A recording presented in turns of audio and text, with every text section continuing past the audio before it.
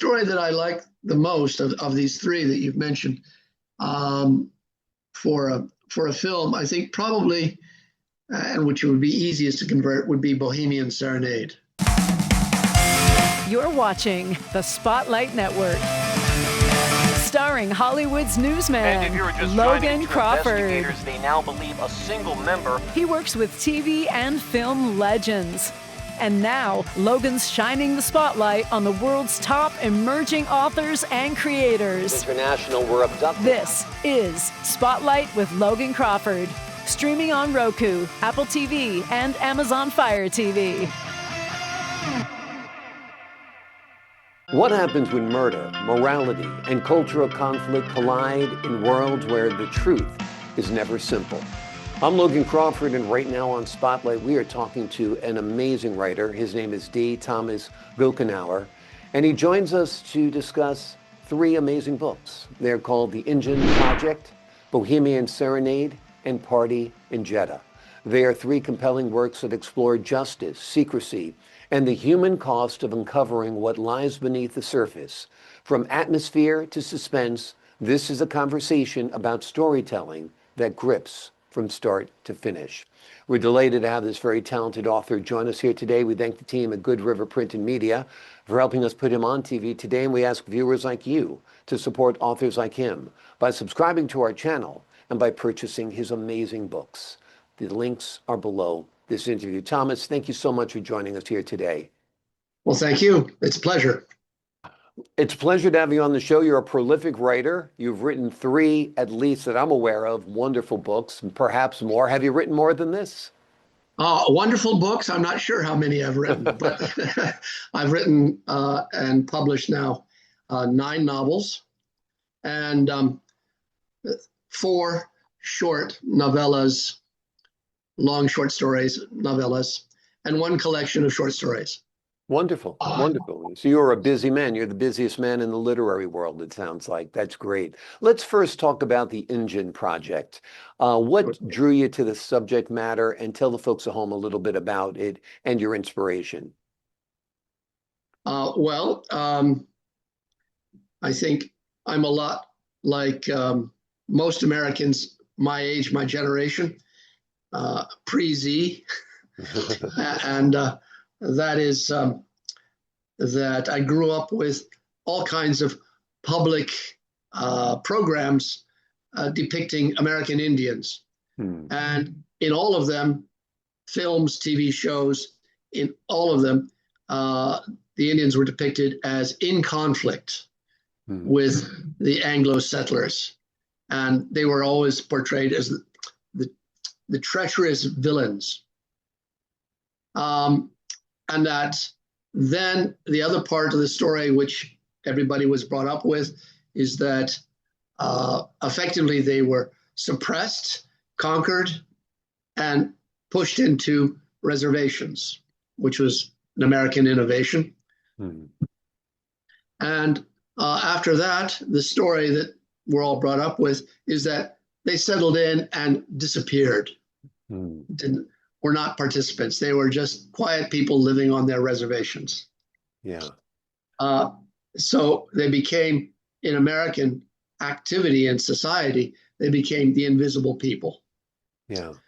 So everyone has that background, knows it really well, and can name their favorite TV show about cowboys and Indians. One day, I'm from Virginia, and I was indoctrinated in that. And the core of the Indian story in Virginia are about the Powhatan Indians, who were the ones who met the first English settlers at Jamestown. And they had a legendary, famous princess, the daughter of the chief of the Powhatans. Her name was Pocahontas. And the legend is that she saved Captain James Smith by putting her head on his chest so that he wouldn't be executed. And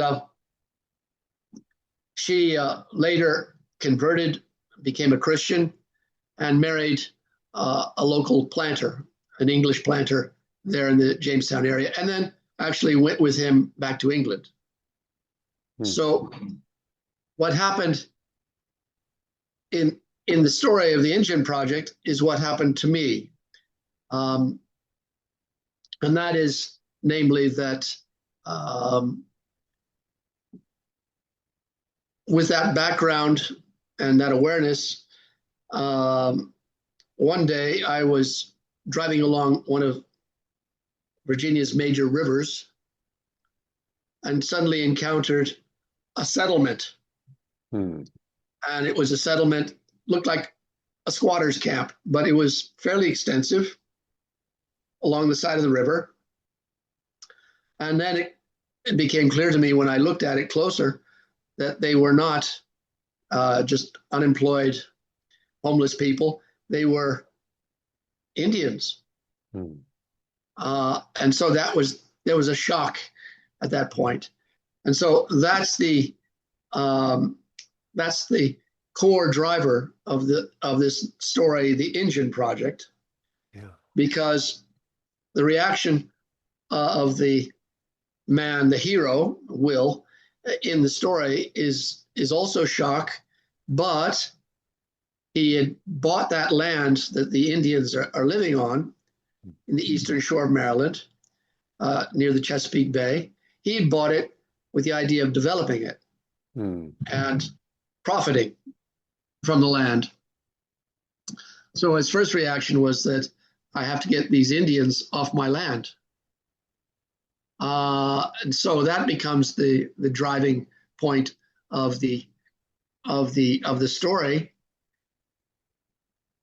But then he decides that he won't do that, that he can still profit from the land because now he has cause and reason for developing an Indian casino. This is the state of Maryland, the East Coast, the Eastern Shore. It's farming territory, has been for 12 generations. And his family has lived on the Eastern Shore of Maryland, which also has the eastern coasts of the Chesapeake Bay. And so the story then is all about the reactions to that, the opposition to that.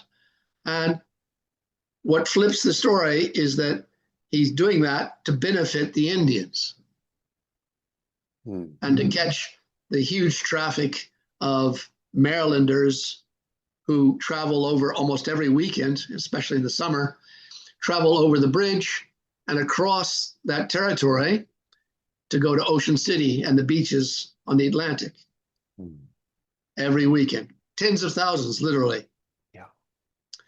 And, in a casino, that'd be great. That would catch a lot of those people as customers. And it would be an Indian casino because at that time, in the story, until quite recently, actually, casinos were forbidden in Maryland. And so he had lots of obstacles to go to develop an Indian casino.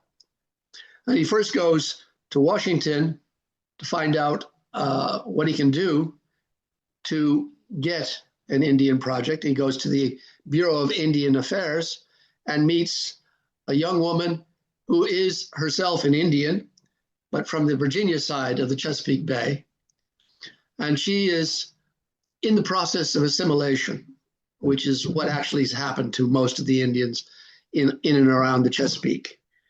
And her assimilation is that she's the first in her tribe ever to have gone to university. And she's the first to become a lawyer. She goes to law school and becomes a lawyer. And she's working, even though she's unmarried, she's working on a job, practicing her profession as a lawyer. And they meet, and the rest of the story is about their falling in love.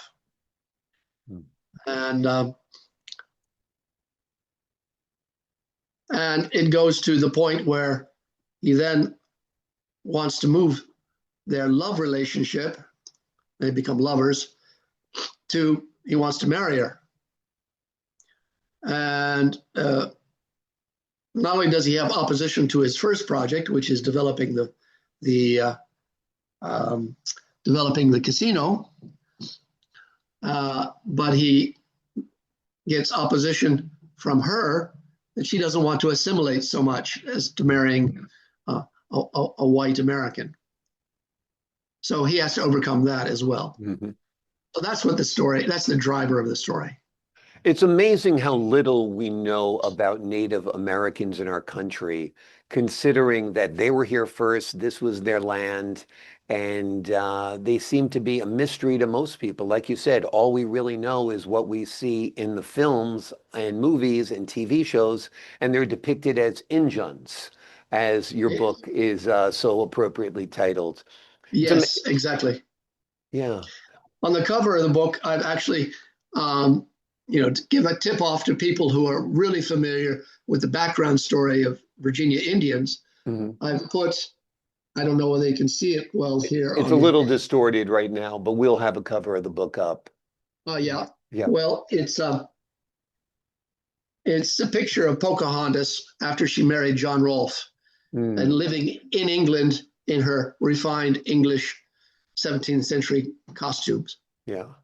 Fascinating. It's really an amazing exploration of a part of society that we should all know more about. Let's turn now to Bohemian Serenade. Talk to us a little bit about the inspiration for that book. Well, I'm not sure that I wrote it from the point of view of inspiration. It also has an initial core scene which tips off the key question of the story, and that is the two heroines, a girl named Cammie and a girl named Maddie, the best of friends. They are musicians, and they are at the beginning of a professional career as musicians. Mm-hmm. And they're talking outside their conservatory, the New England Conservatory of Music. And they're talking about how it's strange that they notice in the conservatory, so many older men are hitting on and dating the younger women in their class. And serious relationships. And they're wondering how that actually happens. Yeah. And, how can a woman in her young 20s fall for a man who's 30, 40 years older than them and established and on his track and have a relationship? And then it happens to them. Yeah. That older man who is a Czech composer and conductor and had worked somewhat in the Boston Symphony Orchestra and in the conservatory.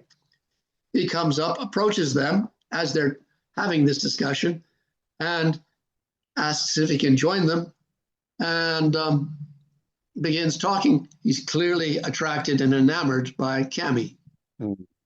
So that's the driver of the story. Yeah.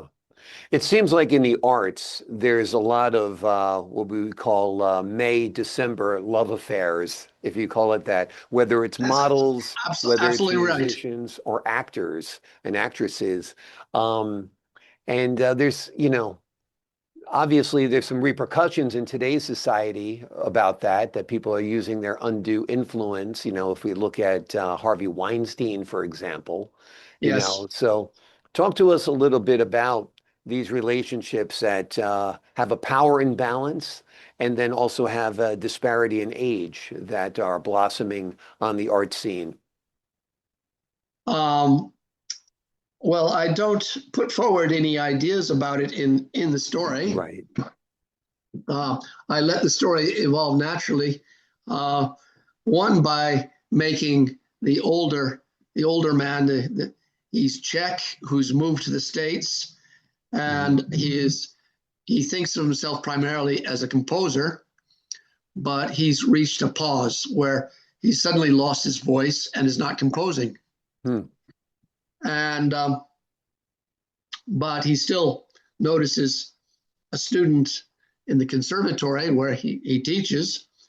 He notices her, and then he sees her then on the street, and he decides that to tell her that he's quite attracted to her and she's very nice, and get to know a little bit more about her than just a face in the school. Right. Yeah. So, but he himself is also quite attractive. Right. He's very musical, and so the story is really about how they get to know each other. Yeah. So that he becomes attractive to her, and then it moves all the way to the point of they have a love affair, and he starts pushing her to say, "Hey, marry me." Yeah. Wonderful.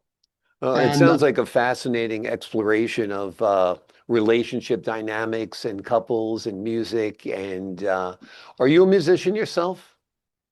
I was in high school and university. Yes, I Yeah. played in orchestras and bands. Yeah. Wonderful. Wonderful. Let's turn to Party in Jeddah. Let's talk about that a little bit. Tell us, Okay. I believe that one was inspired. You weren't sure about the inspiration of Bohemian Serenade, but what about Party in Jeddah? Well, Party in Jeddah is really at the core, it's about conflict between cultures. Mhm. I studied in university Arabic and Arabic studies, and I went on through graduate school and finished my doctorate in Arabic history and Islamic history. I lived 8 years in the Arab world. I actually didn't live in Saudi Arabia, but I lived in Yemen. But I was in Saudi Arabia plenty of times.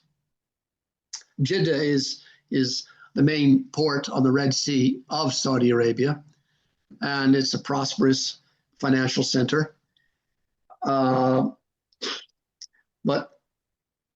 what has happened, even while I was visiting there, living there, is that Saudi Arabia became a major employer of expatriates, of foreigners.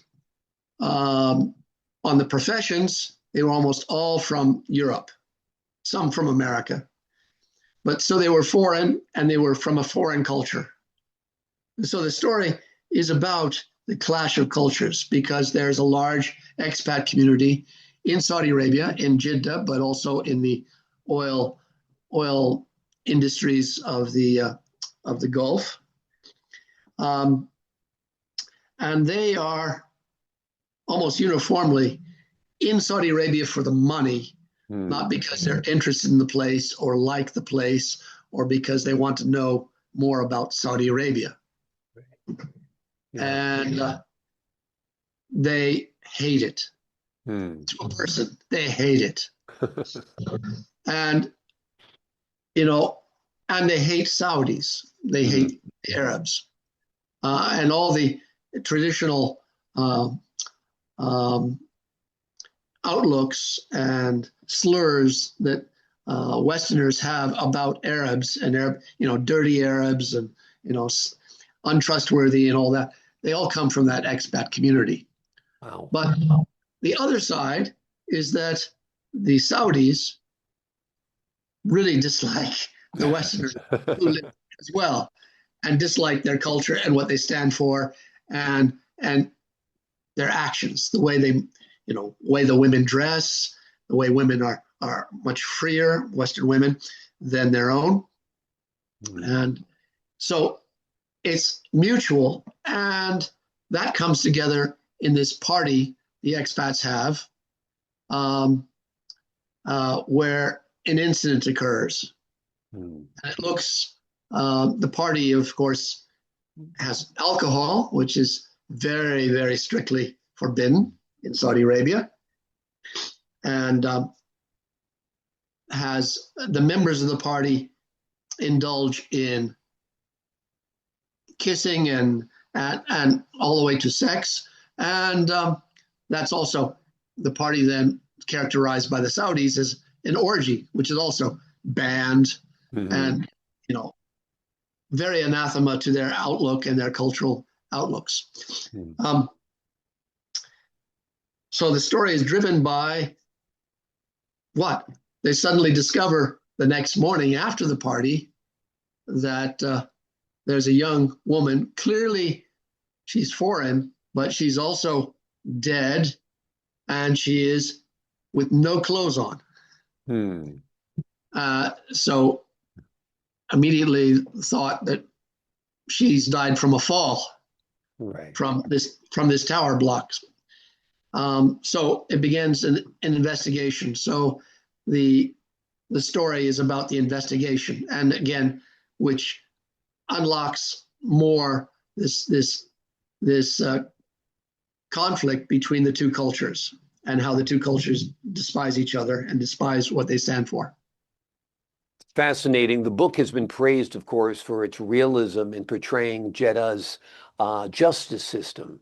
Talk to us a little bit about what kind of lived research or research went into that. The investigator, who of course is a Saudi policeman, was trained in forensics in America. But he brings also his biases and his contempt for Westerners, American and European, and into the story. And he's investigating what happened. How did this naked foreigner, she's blondish, how did she end up dead, impaled on a fence underneath this apartment building? And he discovers, after basically doing the drag of investigation, he discovers that there had been a party in the one on the 9th or 10th floor. And so he breaks in and to that apartment and investigates, and he sees immediately that there was a party, and there's still some people there. And it was a party for expats only. And they were doing all the things that, you know, Saudis have banned. And that, yes, indeed, she was one of them who was there in that party. And so his investigation is the driver of the story. And the owner of the apartment, the guy who was giving the party, is a foreign doctor, medical doctor. So he uses his forensic training, and he does basically both DNA and blood tests of everybody who's left in the apartment, and tries to get a full listing of who was at the party. So he extends that to all the people. Meanwhile, his forensics study discovered that the woman who was dead had sex. So, you know, then he's able to, hey, okay, so we test her and test what's left from the, as they say, the biological markers left on her body or in her body. And he sees if he can match it with any of those others that he had taken blood and saliva samples from and DNA, and he's able to. And so, yes, the justice system is that it's easy to prove that this doctor, this English doctor, who's quite openly hostile and contemptuous to the Saudis, that he organized the party, he brought the liquor, with the help of a Saudi intermediary, of course, and that you know, the orgy was his because he was participating. So, you know. So you got a fascinating clash of cultures going on there, of course, particularly with Western readers learning a little bit about what life is like in Saudi Arabia. If Hollywood were to come to you and wanted to turn one of your books into a film, which one would you choose and why? Um, well, the story that I like the most of these three that you've mentioned, um, for a film, I think probably, and which would be easiest to convert, would be Bohemian Serenade. Mm. And I think because it's not a very, very complicated story, and the background, the cultural context is all understandable to Americans. Yeah. So if it's an American film, that'd be easier to carry. Whereas the Injun Project is a story about Indians, and its setting is the Eastern Shore of Maryland, but it's still a very complicated story. Yeah. Exactly. And Party in Jeddah would be a terrific film as well. I mean, you've got the clash of cultures, you've got the expats partying in a place where they're not supposed to be partying. A woman is found, she's dead, she's naked. I mean, and you've got an investigator involved as well. So that any one of these books, I think, could be fascinating films. So hopefully that has a nice scenic development. So yeah, it'd make a good film, and there's a lot to show. Yeah, exactly. And some action as well. Yeah. Talk to us a little bit about your writing. You write on very diverse topics. Do you set out to write on Indians, for example, or Native Americans or Saudi Arabian culture? Do you use a outline when you're writing? Talk to us a little bit about your writing process. Well, yeah, I basically think of the core of the story and the core driver of the story first. Mm-hmm. And then I think of outlining scenes where there's enough dialogue, enough action, that it tells the story. Mm-hmm. So for example, the Bohemian Serenade, the sequence after the composer comes and introduces himself, is answering that question that the girls had themselves. And there's, how is it that, older men and the May December relationships get going? How do they sustain themselves? And so that's what's the driver of that, is the scenes that answer that question. So it's the development, it's the journey they have of falling in love with each other and developing a strong tie, strong bond. Yeah. Party in Jeddah, of course, while I was living in Yemen or in Egypt, all the time there was news stories all the time of the conflicts between Saudi and the expats, and the various friction points that are happening, and the results. So it doesn't always end up with, it wasn't murder, it was an accident, but I then outline the story and put it into scenes. That's how I write. Wonderful. Basically, come up with the premise, come up with the conflict, and then fill in the bones and the skeleton as you go along. Yes, as it's resolved. So the Bohemian Serenade is about the development of love.